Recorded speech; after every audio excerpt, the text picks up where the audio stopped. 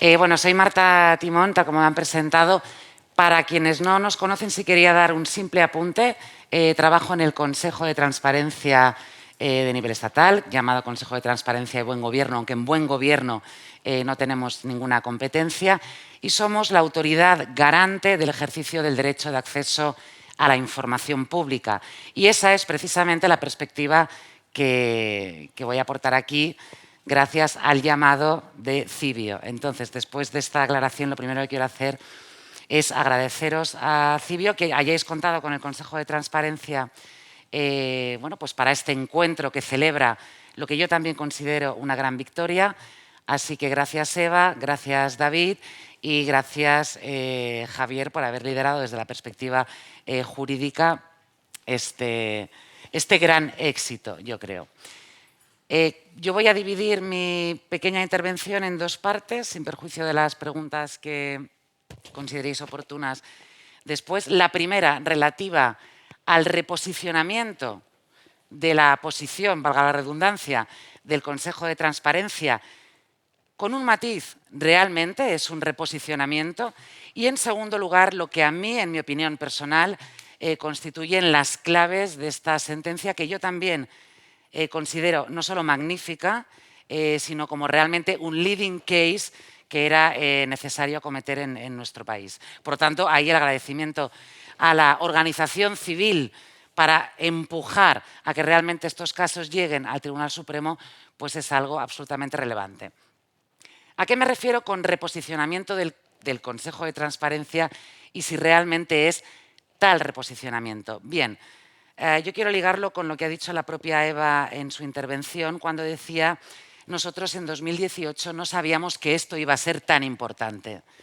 Con lo cual había un determinado contexto sociojurídico que era diferente, no solo y desde luego al que es ahora, sino al que fue luego en los años 2021 o 2022. Por ejemplo, la Carta de Derechos Digitales a la que ha hecho alusión Estrella, que es un marco programático, pero uno de cuyos puntales en la relación entre administraciones públicas y ciudadanía en un marco de Estado social digital en el que ya nos encontramos, es precisamente la transparencia y el derecho de acceso a la información. Esta carta, si bien venían trabajando, desde 2020.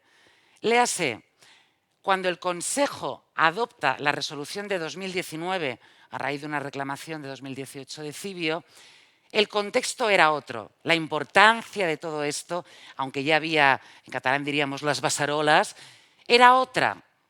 Y la percepción era otra, porque además se juntaba otro contexto diferente, mucho más doméstico, si me permitís, que es el contexto organizativo u organizacional.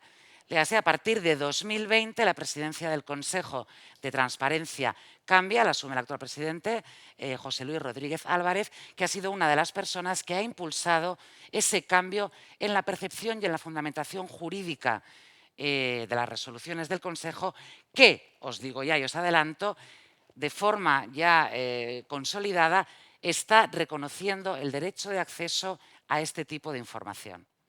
Por lo tanto, en 2018 teníamos un consejo, teníamos un contexto y eso fue cambiando. Y eso fue el fruto de ese reposicionamiento del consejo, alineándose también, bueno, pues lo que estaban pasando en otros países, como ya se ha comentado.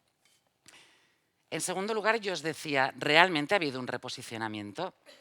¿En qué se basó aquella primera resolución del Consejo para estimar parcialmente, nunca hubo una desestimación, para estimar parcialmente la reclamación que había interpuesto Cibio? Reconoció el derecho de acceso a especificaciones técnicas y el otro tipo de documentación, entregables, etcétera, que hablaran sobre lo que significaba ese algoritmo, pero deniega el acceso al código fuente, que es lo que aquí nos interesa, por dos razones. Una,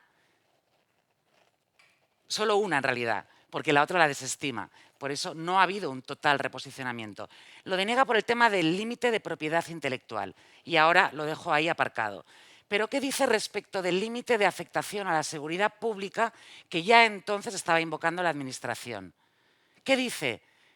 Ustedes no han justificado en absoluto la concurrencia de este límite.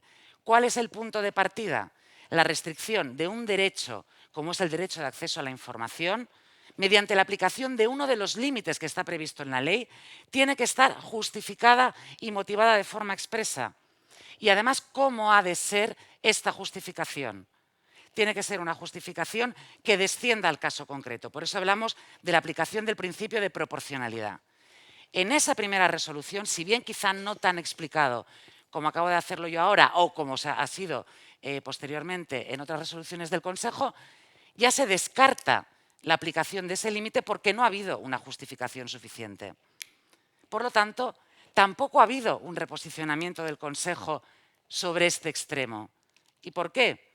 Porque nosotros seguimos diciendo que la aplicación de los límites que están establecidos en el 14, que son las únicas restricciones establecidas a nivel legal que se pueden aplicar al ejercicio del derecho de acceso a la información, tiene que ser, como ya la jurisprudencia del Supremo nos ha dado la razón, estricta, cuando no restrictiva, proporcionada y realizando una ponderación, y esto es esencial, entre los diversos intereses en juego. Adelanto ya aquí una valoración de la sentencia del Supremo. Respecto de la seguridad pública. ¿Nos dice algo que no sepamos la sentencia Bosco respecto de la aplicación de este límite? No. ¿Por qué digo no de esta forma tan contundente? Porque desde el año 2017, en el que el Tribunal Supremo admite por primera vez en el nuevo recurso de casación un tema de derecho de acceso a la información pública, que es el tema de Radio Televisión Española, los presupuestos y lo que le ha costado Eurovisión, desde esa primera sentencia en el régimen de la nueva casación, el Tribunal Supremo ya ha ido diciendo específicamente que esta aplicación ha de ser restrictiva, excepcional, por tanto. ¿Y qué ocurre en este caso? La sentencia de Bosco, lo de la seguridad jurídica, se lo quita un poco de encima precisamente por lo que ya han puesto de manifiesto los compañeros de Cibio, que es no hay una justificación. Y además, la justificación que ustedes me dan, dice la sentencia, y para mí es muy relevante y tú lo has remarcado, no es suficiente porque precisamente la transparencia ayuda a que tú puedas corregir las eventuales vulnerabilidades de ese sistema informático. Por lo tanto, esto no es una excusa como otra cualquiera. ¿En qué afecta a la seguridad pública? Y ahora me voy a la vista, a la que tuve la oportunidad de asistir y también, aunque no era mi caso, pero también me lo pasé muy bien y también estaba, la verdad, muy emocionada.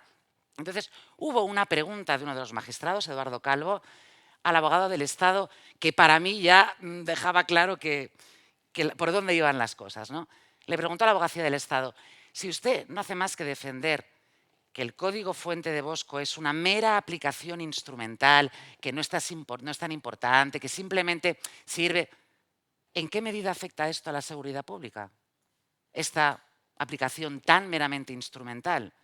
Y la abogacía del Estado, bueno, pues no tuvo, en mi opinión particular, bueno, una argumentación que sostuviera eso, como no la había tenido previamente en los distintos escritos procesales. Por tanto, seguridad pública no motivada, no ponderada y encima que permite una interpretación contraria a favor de incrementar la seguridad del propio código fuente. Segundo, lo importante, donde sí hay un reposicionamiento del Consejo, en la propiedad intelectual y en la propia concepción de los códigos fuentes como algo útil y necesario para garantizar una transparencia algorítmica que permita precisamente lo que decía Javier, el conocimiento de cómo se están tomando las decisiones públicas para poder permitir esa fiscalización de la actuación pública. Y este es el gran argumento que empieza a partir no de 2022, cuando nos apartamos de ese procedimiento, sino en realidad de 2021. En 2021 tenemos dos resoluciones dictadas en el ámbito de lo que son las reclamaciones de ámbito autonómico y local, en las que el Consejo reconoce el acceso al código fuente que determina quiénes van a ser los funcionarios elegidos para componer los tribunales de selección y para admitir a determinados alumnados. Ahí ya se establece el siguiente argumentario que recoge la sentencia, y esto también quería decirlo. ¿Qué dice el Consejo de Transparencia ya en 2021? Dice, a ver, a la vista del incremento de la actividad automatizada de las administraciones públicas, no lo dice con estas palabras, pero bueno, a la vista del impacto que esa actividad automatizada, yo creo que la idea de impacto Es esencial, a la vista de los efectos que en la esfera jurídica y en los derechos de la ciudadanía puede implicar esa administración automatizada, mientras no tengamos otros mecanismos válidos, como sean auditorías, como se hacen en otros países, etcétera, hay que garantizar la transparencia y, por tanto, hay que garantizar el derecho de acceso. Este es un argumento, perdón, podríamos decir, material, que va acompañado con una resignificación del límite de la propiedad intelectual. ¿Qué se hizo en 2018? Lo que se hizo en 2018 fue simplemente decir, esto es susceptible de derechos de autor. Como es susceptible de derecho de autor, se aplica el límite del 14.1J. Pero había que dar un paso más allá y decir, ¿qué protege la propiedad intelectual? Lo que está protegiendo son derechos morales, que aquí no nos interesan porque además lo había realizado la propia Administración, y esa paternidad o maternidad, que la Administración es femenina, ¿no?, en nuestra terminología, ya está reconocida, sino el uso o explotación patrimonial de ese código fuente. Y usted, para poder aplicar ese límite, tiene que justificar la existencia de un riesgo real, no meramente hipotético, no, él podría utilizarse mal, podría utilizarse, no, un riesgo real a esa propiedad intelectual. Y este es el argumento que ahora utiliza el Consejo de Transparencia cuando aplica el 14.1H, sin perjuicio, y ahora voy a añadir un escalón más, de que en mi opinión realmente el punto clave es, con independencia de si ese algoritmo, ese código fuente o ese lo ha creado la Administración o lo ha contratado a un tercero, no podemos tratar de la misma manera a una administración que a un tercero privado cuando ese código se está utilizando por una administración para el ejercicio de las funciones que tiene atribuidas por el ordenamiento y partiendo de los principios que constituyen la base constitucional de servicio efectivo a la ciudadanía, a los intereses generales, con plena objetividad y respeto del derecho. Este, como veis, es el cambio, eso es lo que queda por descubrir, qué ocurre cuando contratamos, qué tenemos que hacer con las cláusulas de contratación. Pero ese es el cambio, el derecho a la propiedad intelectual, ese límite, perdón, entendido de esa manera, con la lógica exigencia de la ponderación. ¿Qué es lo que hace la sentencia del Tribunal Supremo en este caso? No solo es un leading case, es un ejemplo de ponderación. Y dice, ok, no vamos a darle la razón, vamos a darle, perdón, la razón a la Abogacía del Estado, ya estoy en la segunda parte de mi intervención, cuando dice que el código fuente no es norma, no es acto. Es una mera aplicación, bueno, aquí podríamos estar de acuerdo o no. ¿Por qué? Uno de los argumentos, cuando antes he hablado de la doctrina, es que si lo consideráramos como una norma, la propiedad intelectual ya no aplica. Y este era uno de los posibles argumentos para evitar esa especie de apropiación sin ganas de compartir, en este caso, del código fuente. Pero aunque el Tribunal Supremo parte de esa idea, lo que subraya es que obviamente se trata de información pública y se cumplen todos los estándares. Es un contenido, es un documento, es más que un documento, obra en poder de un sujeto obligado y lo utiliza para el ejercicio de sus funciones. Y a partir de ahí empieza a hacer un desarrollo de cuál es el impacto y cuál es el significado en nuestro contexto actual de democracia digital de ese código y de quién lo ha pedido para llegar a la conclusión de que, y qué se pretendía con ese código, para llegar a la conclusión de que en esa ponderación no gana la protección del derecho a la propiedad intelectual, sino obviamente el derecho de acceso a la información. ¿Tengo tiempo todavía? Sí. No sé si voy un poco rápido. Gracias. Pues entonces paso ya a cuáles son para mí las claves de esta sentencia del Tribunal Supremo, que realmente bueno, es una sentencia importante. En primer lugar, quiero subrayar lo que también ha comentado Eva. Llegar a un recurso de casación no es fácil. Y no es fácil porque desde el año 2015 cambia el sistema de la casación y solo entran aquellos recursos que tengan un interés objetivo casacional para la formación de jurisprudencia. Es decir, puede tener un interés, pero es un interés para la formación de jurisprudencia y es conveniente, dice la ley de la jurisdicción contenciosa administrativa, un pronunciamiento del Tribunal Supremo. Y es la propia ley de la jurisdicción la que te establece esos casos en los que puede haber un interés, como simplemente, bueno, pues una ayuda o esas presunciones en las que ya se presume ese interés casacional objetivo. Por tanto, que haya llegado y se haya admitido, para mí era evidente que se iba a admitir, porque si no se admitía esto, o sea, si esto no tenía ese especial interés casacional objetivo, hubiera resultado extraño. Pero se añadía otro elemento que ejemplifica este impacto importante, es que desde luego no es necesaria la vista pública.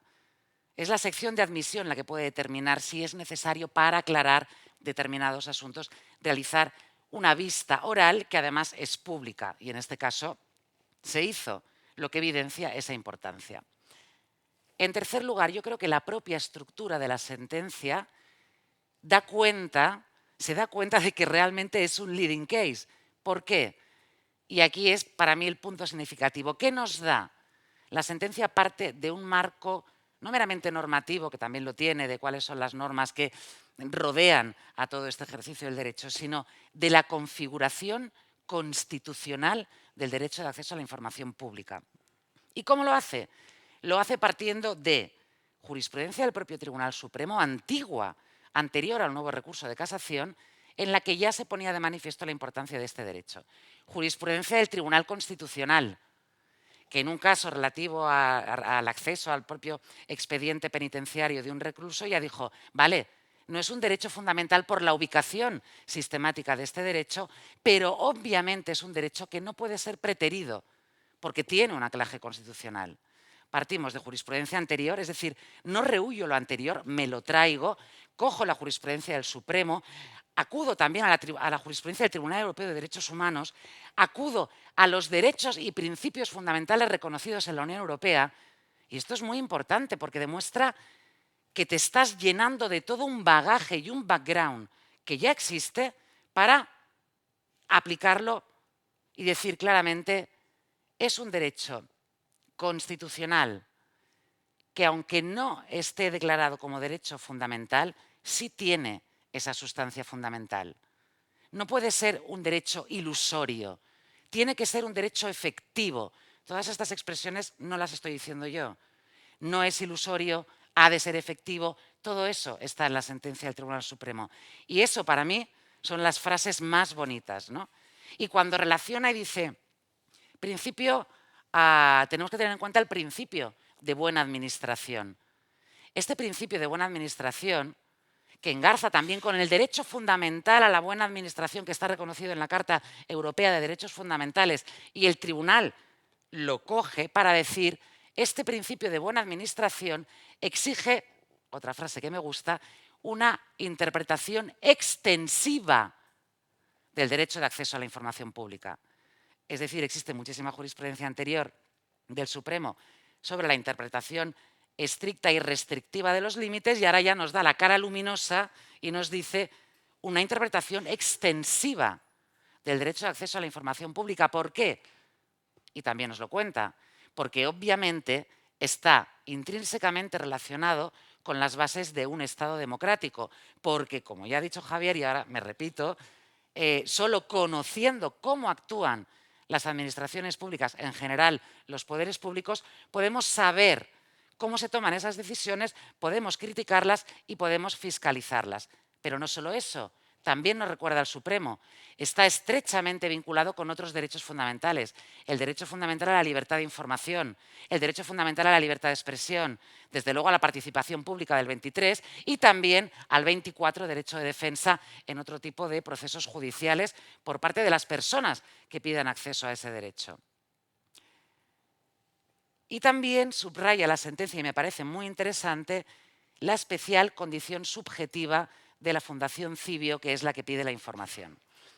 Y esto ha llevado a que algunas personas, al interpretar esta sentencia, digan, bueno, en realidad no abre tanto porque lo está limitando a aquellos casos en los que haya un actor de aquellos que en la jurisprudencia del Tribunal Europeo de Derechos Humanos se llaman los vigilantes, los watchdog, ¿no? Bien, ¿por qué? Porque lo que hace el Tribunal Supremo es decir, ¿qué es este código fuente? Es el que determina la condición de vulnerable de una persona. Me encanta esto, perdón, de los carteles. Es la que determina si una persona ostenta la condición de vulnerable y, por tanto, tiene derecho a recibir esa prestación social. Un derecho social, el reconocimiento de un derecho social. ¿Quién lo ha pedido? Lo ha pedido una organización no gubernamental, un actor, una fundación civil, en petición, como has explicado tú muy bien, de muchas personas que no encontraban satisfacción o que pensaba que había un error, y por tanto dices que en estos casos tenemos que tener presente esa jurisprudencia europea. Es verdad que este derecho no está incluido en el Convenio Europeo de Derechos Humanos, pero el Tribunal Europeo dice cuando se dan determinadas circunstancias, léase que la información sea relevante. Relevante bien para ejercer la vigilancia, bien porque es un hecho noticiable, bien en este caso porque se trata del reconocimiento de prestaciones en ejercicio, podríamos decir, de derechos sociales.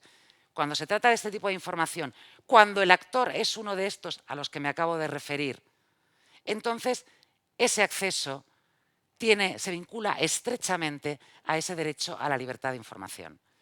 Por tanto, en este caso, el Tribunal Supremo tiene en cuenta la democracia digital, el amplio alcance del derecho de acceso a la información pública y su configuración constitucional, el contenido o la finalidad de ese algoritmo, que es una pretensión social, y el actor que lo ha pedido. ¿Significa eso, pro futuro, que en otros casos distintos nos podemos encontrar con resoluciones, o qué puede hacer la Administración, ¿no? Tú le preguntabas a Javier, también nos preguntaron a nosotros, o nos siguen preguntando. Bien, yo creo que esta sentencia sí establece un criterio general o un criterio de actuación, y es ese alcance extensivo del derecho a la información y esa necesidad de justificar los límites. Que puede haber un límite fundamentado en la protección de ese bien jurídico que es la seguridad pública, puede haberlo, pero lo vas a tener que fundamentar. Y si no lo fundamentas de forma proporcionada y adecuada a las circunstancias del caso, no va a servir. Puede haber un código fuente que incluya información que pueda afectar a los datos de carácter personal de personas. Puede haberlo. Pero en ese caso vas a tener que explicarlo y en ese caso vas a tener que efectuar la ponderación que ya contempla de forma específica el artículo 15 de la Ley de Acceso a la Información, que establece unas reglas para realizar esa ponderación razonada entre los diferentes intereses y derechos presentes en el conflicto. Por lo tanto, ¿que va a ser siempre necesario o estamos reconociendo el derecho siempre y en todo caso al código fuente? No. El propio Supremo lo dice en su sentencia. El código fuente no siempre va a ser necesario. El acceso deberá darse cuando sea necesario en estos términos de garantía de la transparencia del algoritmo, de la transparencia de esa concreta actuación administrativa. Pero a lo mejor esa transparencia se puede conseguir a través de los otros, del resto de documentos que acompañan a ese código fuente. Esas especificaciones técnicas, esas muestreo de los datos o del modelo de entrenamiento de ese algoritmo, etcétera, etcétera. Por lo tanto, yo creo que tenemos una premisa general que habría de ser la de, bueno, como en realidad concebimos el derecho de acceso, no solo para estos casos concretos, es sí, tienes un derecho de acceso, que no es lo mismo que la publicidad activa, es otra cosa y su ámbito es más extenso, y te lo tengo que dar a no ser que, eso tiene que ser el segundo background. Y ya para acabar, quería poner de manifiesto que todo esto de lo que estamos hablando se refiere en efecto a algoritmos que no son inteligencia artificial. Y yo recuerdo la primera vez que coincidí físicamente con Javier de la Cueva fue precisamente en ese seminario que organizamos en el Consejo de Transparencia para hablar de la transparencia algorítmica. Y ya pusimos de manifiesto que el propio Consejo estaba en un contexto, como creo que todos nosotros, de aprendizaje y de necesidad de precisión terminológica de a qué nos referimos.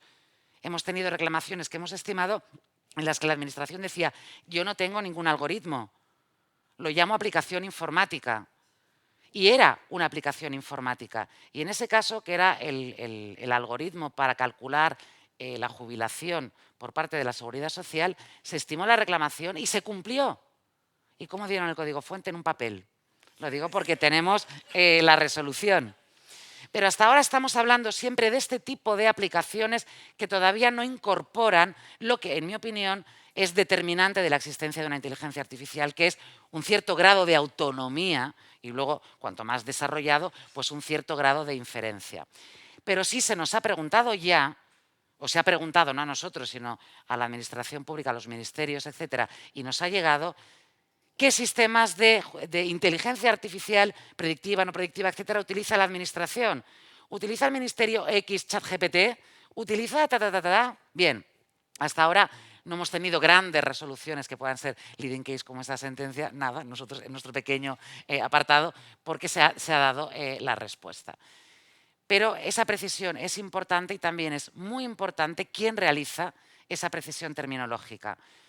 Y acabo insistiendo en esta idea que creo que ha salido en todos los ponentes, es no lo puede hacer solo un jurista, no lo puede hacer solo un técnico, es necesario. Realmente queremos que los jueces, tú decías, David, serán los jueces los que nos digan qué es inteligencia o qué no, interpretando el reglamento. Vamos a aplicar el principio de deferencia judicial a jueces que no son todavía expertos en esto, o tenemos que incorporar otros saberes, y yo creo que esa es la clave actualmente, incorporar saberes técnicos, saberes jurídicos y, desde luego, saberes éticos y de participación ciudadana. Muchísimas gracias a todos por vuestra atención.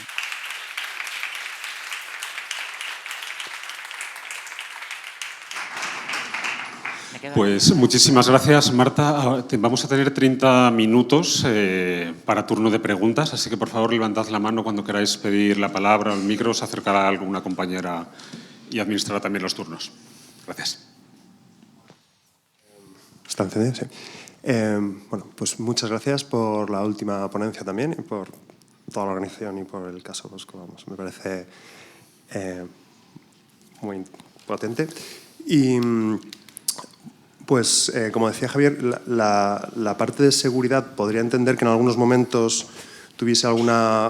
fuese restrictivo, ¿no?, el publicarlo por motivos de seguridad, pero en la parte de propiedad intelectual, tratándose de la administración pública, mi pregunta para Marta sería en qué casos, ¿no?, si la propiedad es una forma de restringir al otro el uso, ¿no?, si es un bien público, ¿no?, si es una propiedad intelectual pública, en qué casos, ya que estamos hablando de ello todo el rato, ¿en qué casos ves, Marta, que pudiese ser importante para la administración no permitir a otros el uso de o la visión u otro tipo de derechos en torno a esa propiedad intelectual? Bueno, yo creo que lo avancé antes. Yo creo que cuando ese programa, llamémoslo X, ha sido generado por la propia administración pública, como era este caso, no tendría que aplicar el límite de propiedad intelectual, en mi opinión personal y particular. Claro, en aquel caso, cuando resolvió el Consejo, se consideró que era una obra protegida y se consideró que entonces resultaba aplicable este límite. Actualmente nosotros descartamos este límite, podríamos decir que solo en el primer grado. ¿Cuál es ese primer grado? Tú me invocas el límite a la propiedad intelectual diciéndome y subrayándome, como ahora se hace por bastantes ministerios cuando así es el caso, que ese código o esa aplicación informática, o como lo queramos llamar, ha sido elaborado por un tercero. Y ahí es donde puede entrar la aplicación de vamos a comprobar si realmente se causa un perjuicio a la explotación o al uso patrimonial de ese código que ha sido generado por un tercero. Yo no soy experta en esto, pero se me ocurre que solo puede darse en aquellos casos en que me lo hayas generado para mi administración, pero con una cláusula de no exclusividad. Y entonces ese mismo código lo vas a utilizar en tu actividad privada. Porque si ese código lo ha pedido la administración y únicamente se va a utilizar en el ejercicio de funciones públicas, yo, estoy hablando ahora particularmente como Marta, comparto la aproximación que ha hecho Javier y que yo creo que también hizo Estrella. Estamos en el ámbito de ejercicio de potestades administrativas o en el ejercicio de funciones públicas o en el ejercicio de prestaciones públicas que son la cara de los servicios públicos y de los derechos de los ciudadanos. Y yo ahí no veo en qué manera, más allá de la seguridad o de los datos personales, en qué manera puede perjudicar ese uso a la propia administración. Pero bueno, es un terreno en el que, yo decía antes, contexto de aprendizaje. Estamos todavía viendo qué pasa, ¿eh? O sea, estamos en ese contexto de evolución.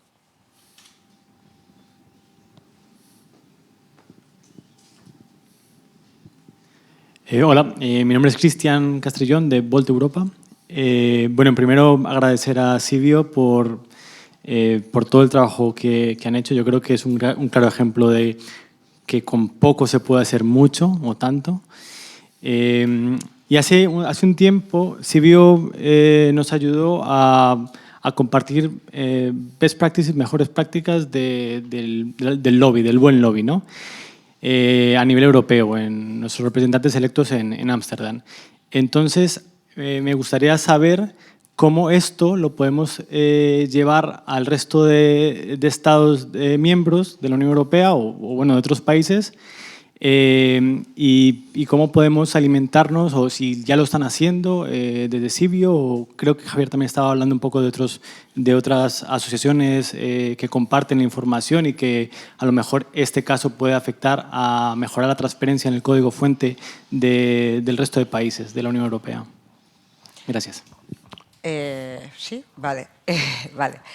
Sí, de hecho nosotros en cuanto salió el caso y David enseguida lo pasó a todas las organizaciones que están trabajando, sobre todo la gente que está trabajando en Bruselas. En Bruselas entiendo que sobre todo es EDRI y sí, y en otros países. Entonces, en realidad, o sea, lo que yo creo que sí se puede usar como ejemplo, pero sobre todo a la hora de apuntar. Yo creo que puede servir como ejemplo para el lobby y nosotros lo vamos a usar cuando hagamos lobby concreto sobre el registro de algoritmos, ahora que ya la tenemos, porque esto parece una tontería, pero a veces es muy efectivo. Cuando tú quieres insistir en que una administración pública haga una cosa, es muy útil decirle estos otros lo han hecho y no ha pasado nada.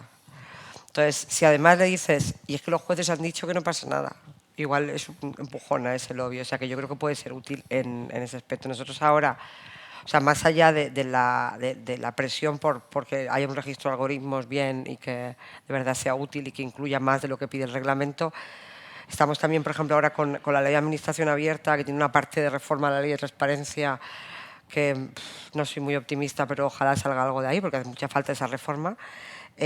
Y queremos incluir esto también dentro de las obligaciones de publicidad activa, ¿no? O sea, incluir tienes que publicar todo lo que uses, o por lo menos un listado de qué usas, qué tipo de programa es y para qué sirve. Entonces yo creo que en esas cosas se puede hacer. Y en todo caso, si necesitáis contacto con las organizaciones que están en Europa, pero sobre todo EDRI, que tiene como está todo el mundo ahí metido en la parte más europea, y aquí en España nosotros estamos dentro de IA Ciudadana, que también es mucha gente trabajando en ese tema, pero en nacional. Miro a David todo el rato porque lo hace él en realidad esto y estoy viendo que me dé aprobación si lo estoy contando bien. Sí, hola, buenos días. Soy Beatriz Serón, la jefa de transparencia de la Generalitat Valenciana y en primer lugar pues felicitaros por vuestro éxito, que al final es un éxito de todos, de las administraciones públicas, que nos va a guiar para dónde vamos y también para la ciudadanía, que al final es su derecho el que vosotros defendéis, y por vuestro trabajo en periodismo de datos y de investigación, que es muy necesario, y sobre todo para los departamentos de transparencia, que trabajamos generando datos para que lleguen a la ciudadanía y que vosotros trabajáis como intermediarios para generar opinión, ¿no? Eso en primer lugar. Marta, también me ha encantado, gracias por tu ponencia. Y bueno, tenía dos cuestiones, una que creo que me la ha resuelto Javier, que es una cosa que no entendía, ¿por qué no habéis podido acceder al código del que estamos hablando? Y sin embargo, por el camino sí que se abrió el código de COVID que estabais hablando, ¿no? Sí, de salvar COVID. Entonces, pues bueno, Javier me lo ha aclarado un poco, pues el tipo de código, igual podrías ir por ahí el tema, ¿no? Y después, otro tema que justamente Eva acaba de decir, pues que las administraciones públicas necesitamos que esto se regule a nivel de publicidad activa, a nivel estatal, para que todas las comunidades vayamos en el mismo sentido, ¿no? Y vayamos de la mano. Lo que no puede ser, es lo que creo que ha comentado Javier o tú misma, que habéis solicitado información sobre agendas de altos cargos y esa información no se dé. Y eso es un problema. ¿Por qué? Porque debería de ser una obligación de publicidad activa. Nadie debería de pedir información sobre las agendas. Hace 10 años ya de la ley básica y hemos avanzado mucho. Entonces, en cuanto a la transparencia algorítmica, Yo creo que debería de tener, como siempre, en casi todas las materias, 2 niveles de transparencia. Una primera muy importante, que es la parte de publicidad activa, que se publique pues, qué sistemas estamos utilizando, sistemas algorítmicos y también sistemas de inteligencia artificial y cierta información sobre ellos. Y después ya un segundo nivel, que sería la parte de acceso. Entonces, después de todo este tema, un poco por poner contexto, quería preguntaros qué información consideráis vosotros, Civio como entidad, en vuestro trabajo día a día, que necesitaríais en un primer nivel de transparencia activa que deberíamos publicar. También le pregunto a Marta, vamos a ir todos a preguntar al Consejo de Transparencia, ¿qué nivel consideras que deberíamos de publicar en ese primer nivel de publicidad activa y qué dejaríamos para un acceso a la información pública? Recordad que las administraciones públicas no tenemos recursos ilimitados, por eso esos 2 niveles de transparencia. Gracias. Gracias. Hay una cosa que cuando a veces hablo de qué cosas se pueden publicar y qué no, a veces no nos paramos todos a evaluar en realidad cuándo se gasta un recurso o no se gasta. Si tú publicas mucha información con los algoritmos, igual no necesitas a tanta gente respondiendo solicitudes de información sobre algoritmos, no necesitas que el Consejo, el autonómico o el estatal, esté respondiendo reclamaciones sobre eso. Quiero decir que al final publicar más y mejor igual es un ahorro de costes, no es un gasto más. Que a veces yo creo que tendemos a pensar que publicar más es más gasto y, ostras, si uno... Nosotros hacemos muchas preguntas al año, muchas. O sea, si estuvieran publicado el personal eventual de los ministerios, yo no tendría que hacer 207.000 preguntas y reclamaciones todos los años. Es muy importante. Dicho esto, hay una cosa muy importante que yo creo que es, más allá de que evidentemente la ley estatal se tiene que reformar y tiene que incluir muchas más cosas obligatorias de base en publicidad activa, aunque a veces se regulan vía otras normas, como pasó con la ley de contratos, por ejemplo, las comunidades autónomas no necesitan esa reforma para publicar cosas. O sea, se ha regulado antes el lobby y las agendas en comunidades autónomas que la estatal. Quiero decir, podéis avanzar, tenéis camino para avanzar largo. Y sobre algoritmos, yo creo, y si tienes esa idea al principio, tienes un registro, todo lo que publiques te va a ahorrar preguntas luego. Y cuanto más publiques, mejor. Y si el código no es problemático, ¿por qué no se publica? Por defecto. Es que, quiero decir, si es un código que no tiene ningún enganche, no es como las pasarelas que decía Javier, por ejemplo. Por defecto todo. Y por defecto todo puede ser un ahorro de costes porque no va a haber tanta gente preguntándote. Y sobre todo va a ser más ojos mirando y un código seguramente mejor. Ese es nuestro punto de vista, en un mundo ideal. En un mundo que no es ideal, que es este, a mí me gustaría saber qué tenéis. Pero, o sea, estoy hablando de la base. O sea, mi problema con muchos sistemas y cuando hacemos investigaciones de Civio es que no tengo ni idea de qué hay ahí. Que a veces la primera pregunta que hacemos, la primera solicitud de información con todo el proceso que eso implica es ¿esto que has anunciado en realidad qué es? O sea, ni siquiera es el código, ni siquiera es cómo funciona. Es esto que le has llamado la aplicación estrella que va a cambiar el sistema de no sé qué. ¿Qué hace? ¿Qué hace? Primera pregunta. Y ya luego vemos, pues hay que pedir un código, o en realidad no tiene código porque no es un programa, o hay que pedir un cuestionario de la Superpop, que es lo que usan muchas cosas, ¿no? Que es preguntas, ¿cuántas A's tienes? ¿Cuántas B's?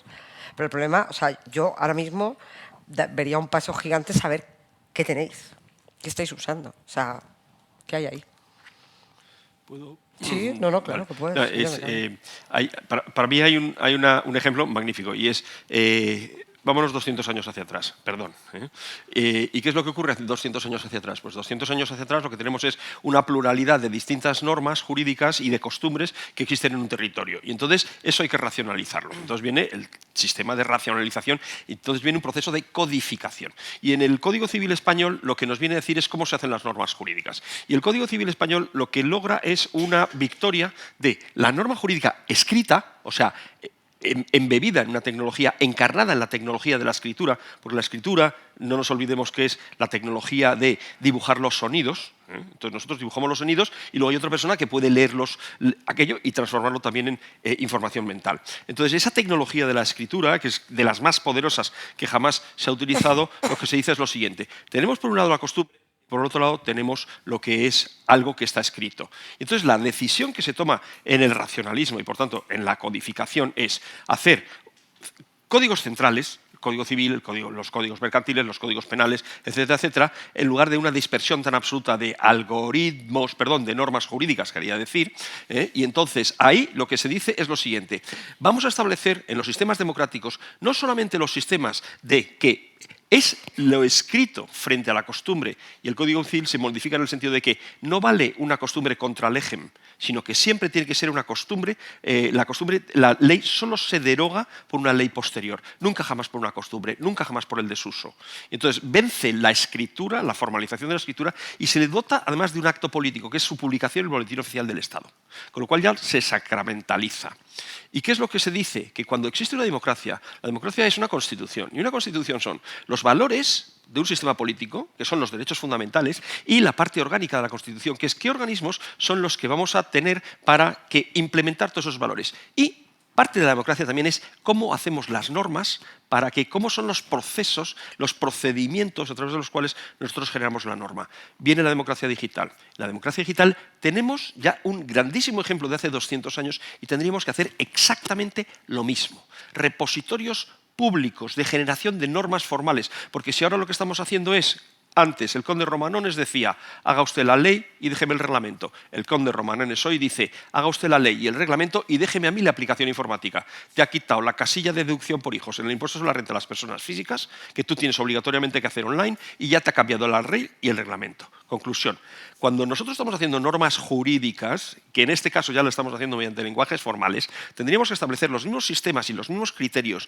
de emanación de normas y de proceso de normas que se establece en el Código Civil. Y esto tendría unas ventajas. Primero, el derecho de participación no se inicia cuando ya la aplicación informática está hecha. El derecho de participación se inicia diciendo, oiga, que usted está utilizando una librería que no sé qué. Oiga, que usted está utilizando una cosa que no sé cuántos. Oiga, pero ¿qué me está usted inventando si esto ya lo tiene usted ya hecho? Entonces, el derecho de participación lo tenemos desde el inicio, por tanto, la aplicación informática que va a regir nuestros derechos y nuestras obligaciones. Segundo, como ha dicho Eva, 1000 ojos ven mucho más que 2. Y luego, tercero, la reutilización del código es absolutamente necesaria. Cuarto, tiene un volumen político, tiene una sintonía política que es la de la soberanía digital. No estoy dependiendo de 4 tecnobros de Estados Unidos a través de las cuales estoy, que mañana nos cortan Microsoft y mañana nos cortan Teams y mañana nos cortan Google y se ha caído Europa. Es que no nos damos cuenta de lo que estamos, de dónde tenemos los pies de barro. O sea, esto va mucho más allá. La problemática de la democracia digital es un problema de infraestructuras. Y esa infraestructura es absolutamente estratégica. Entonces, claro, cuando nosotros lo que hacemos es empezamos a manejar nuestros sistemas, y no nos olvidemos que la soberanía es la racionalización jurídica del poder, como dijo Max Weber.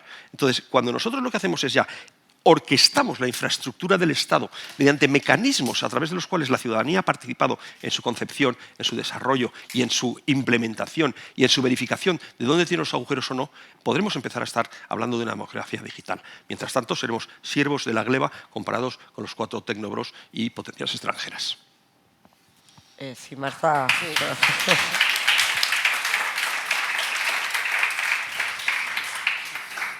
Sí. Bueno, para responder un poco en la línea apuntada ya, yo creo que realmente a veces es verdad que los ámbitos de la publicidad activa y el derecho de acceso a la información no son lo mismo, en el sentido de que damos un mayor alcance, precisamente porque la publicidad activa suele establecerse la norma que tienes que hacer, y no hay que olvidar que puede haber una publicidad proactiva, es decir, más allá de lo que establezca la ley. Coincido absolutamente con Eva en que cuanto más se publique, menos necesidad va a haber de recurrir a otros mecanismos. Y eso a veces quizá es necesario cambiar el enfoque. La ley andaluza, la ley autonómica, configura la publicidad activa como un derecho, igual que el derecho de acceso a la información. No tiene un apartado que es publicidad activa y otro derecho de acceso a la información, sino en los principios generales, en ese marco programático, antes de empezar a desarrollar el articulado, dice el derecho a la publicidad activa entendido como ese derecho a que se publique todo aquello que tiene relevancia o impacto en los derechos de la ciudadanía, ¿no? Por tanto, todo lo que se pueda. Vosotros yo creo que tenéis un registro muy completo y para discernir en todo este amplio abanico de aplicaciones, algoritmos más desarrollados, nuevas inteligencias artificiales, yo quizá partiría de como esa escala de las 5 preguntas que nos hacíamos todos de pequeño, de quién, por qué, para qué. Es decir, ¿quién ha decidido que se vaya a utilizar este algoritmo? ¿Por qué lo utilizamos? Es decir, ¿es necesario para esa prestación, para garantizar ese derecho al consumidor vulnerable? ¿Era necesario, Bosco, para hacerlo mejor? Porque aquí la clave está en que lo haces mejor. ¿no? ¿Quién? ¿Por qué lo creamos? ¿Qué es? ¿Es un algoritmo simple? ¿Incorpora algún tipo de autonomía? ¿Cuál es el procedimiento? ¿Qué tipo de datos he entrenado yo? Y quizá la relevancia, ¿no? Podría ser útil porque evidentemente el cálculo de la jubilación pues a lo mejor no tiene el mismo empaque o el mismo impacto que cuando estás utilizando modelos predictivos para determinar si eres un sujeto de interés, ¿no? Como decías tú, que eso ya pues pone los pelos un poco más de punta. Entonces, yo creo que todo lo que se pueda, pero siguiendo pensando en qué es lo que quiere entender la gente que va a ver esto. Pues quién, por qué, cómo y cuál es el procedimiento. Bueno, muy buenas, soy Ramón. Bueno, como sabéis, yo tengo una discapacidad visual y bueno, en relación con esto que decís de la solicitud del código, que habláis de que a lo mejor os lo dan en papel, bueno, yo quería haceros una sugerencia, por si no os lo habíais planteado. Desde el 28 de junio de este año ha entrado ya en vigor la Ley 11/2023 de accesibilidad en toda la Unión Europea. En principio es una transposición de una directiva y una de las cosas que dice es que todos los documentos generados a partir de esa fecha se tienen que generar en formatos accesibles. O sea que por ahí digo yo que también podréis pedirlo, ¿no? Bueno, por supuesto, daros mi enhorabuena y me parece fatal que no estéis promocionando más el curso que estáis haciendo por correo electrónico sobre solicitud de información.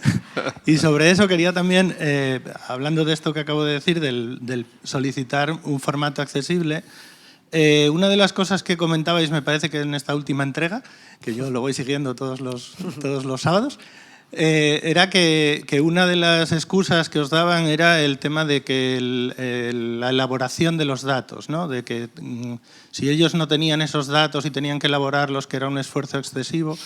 Entonces, bueno, como en la ley de accesibilidad también se incluyen cosas sobre ajuste razonable y si no supone un esfuerzo desmesurado, no sé cómo lo llaman, pues quería saber cómo planteabais ese tema. Por cierto, felicidades, Javier, porque hablas tan bien que es que no me extraña que hayáis ganado. Muchas gracias, Ramón. No sé si quieres empezar tú por alusiones. No, yo lo que estoy ahora es en mi periodo de 2 minutos de vergüenza. O sea, pues no lo sabía, porque es verdad que las leyes no... O sea, excepto si son leyes que nos afectan directamente, no las suelo mirar porque entiendo que mis compañeros de periodistas parlamentarios son los que ya han tratado esas. Yo solo me quedo con decretos ley, decretos y para abajo.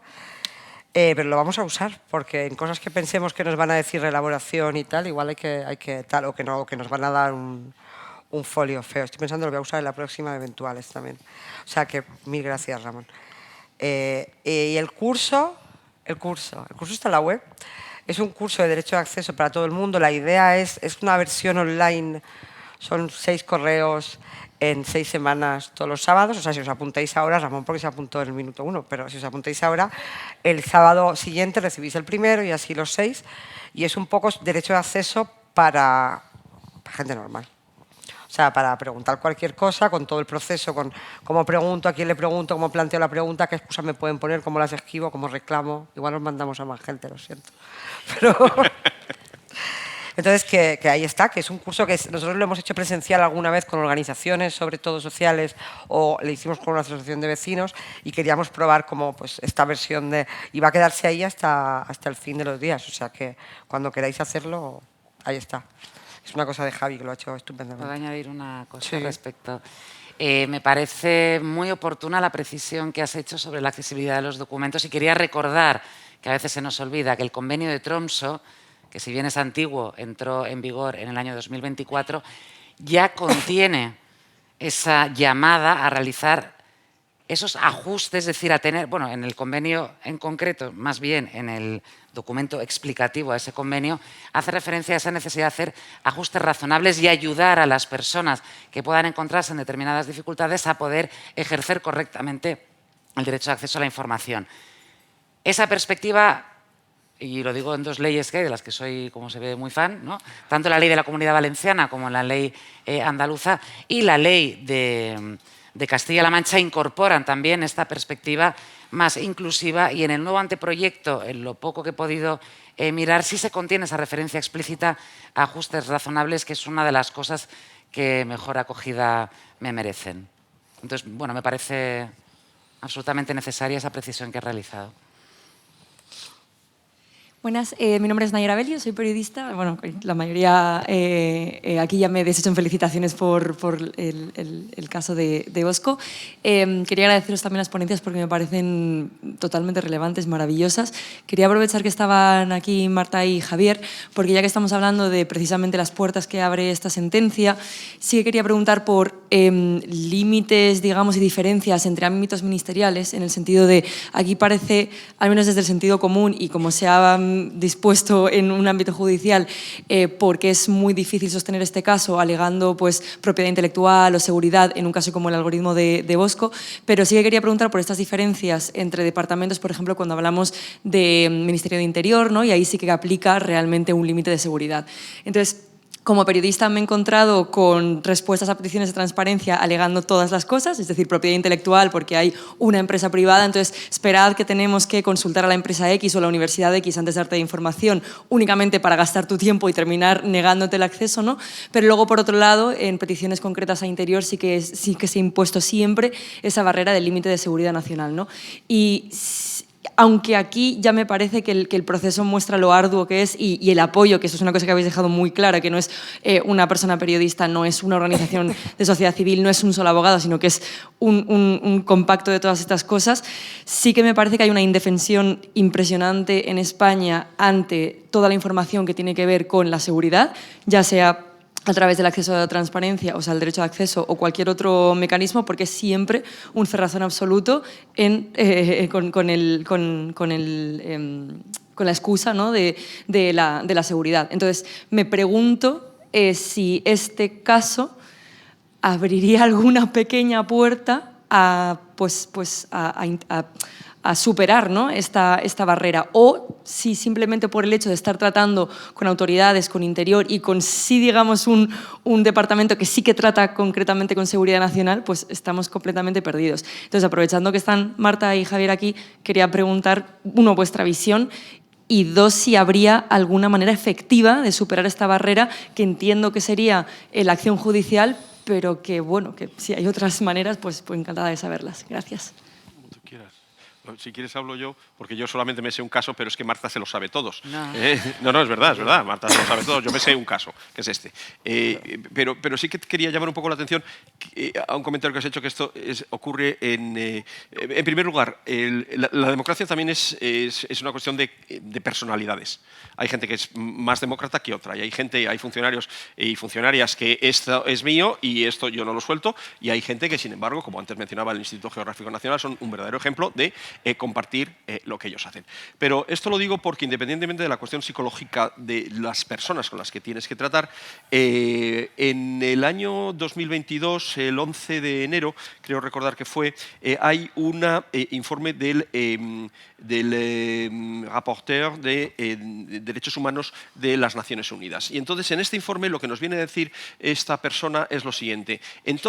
Hace un análisis del marco estructural normativo de la transparencia en los distintos países, y entonces hace una serie de recomendaciones de cómo tienen que ser las normas jurídicas de transparencia. O sea, lo que estamos hablando ya es desde un nivel muy, muy alto. Y lo que viene a decir es que en todos los países el primer defecto que se ve es el de la seguridad nacional. O sea, todos alegan seguridad nacional. Y resulta que la seguridad nacional se ha convertido en un amplísimo concepto bajo el cual entra pues prácticamente todo. O sea, digamos que es que hoy hace mal tiempo la seguridad nacional. Y entonces, claro, es que o sea, nos vamos a los años 80, donde hubo aquel landmark case de Estados Unidos en Pentagon Papers, del New York Times contra United States contra New York Times, en lo cual decían, no, es que no podemos sacar esto sobre Vietnam, y al final el Tribunal Supremo lo que dijo, oiga, déjese usted en paz de seguridad nacional. O sea que la seguridad nacional tiene larga trayectoria histórica y tiene una gran trayectoria geográfica. Es la excusa que siempre nos van a poner. Y entonces el poder, desde hace 2500 años, nunca quiere ser transparente. Entonces esto, volvemos a lo de siempre, es una una lucha entre la apertura y el cierre. Y yo creo que es un tema que nunca jamás se va a resolver. Tendremos siempre que vivir entre cuál es mejor la democracia directa o la democracia participativa, cuáles son los problemas o los límites de cada una de ellas, o cuál es la apertura del conocimiento y el cierre del conocimiento y en dónde tendremos que estar. Y entonces, esto es algo que tendremos que lidiarlo porque siempre ha sido desde la historia. O sea, es que hasta los sofistas ya estaban con ¿esto es cultura o esto es naturaleza? Entonces ya, o sea, está abierto porque lo hemos hecho mediante la cultura o está cerrado porque le tenemos que preguntar a la naturaleza. O sea, que es un tema que yo creo que se nos va de las manos. Y siempre nos vamos a encontrar con alguien que diga mío, mío.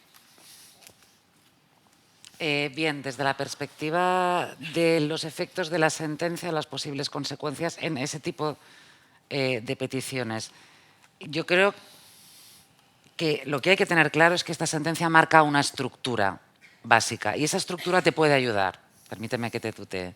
¿Por qué? Porque tenemos, lo que antes he dicho, una sentencia que dice que este derecho tiene que ser interpretado en relación con otros desde una forma extensiva, que es base de un Estado democrático, que es un derecho de configuración constitucional que además tiene que ser efectivo y no ilusorio. Yo si lo hiciera empezaría remarcando todo esto. ¿Eso qué significa?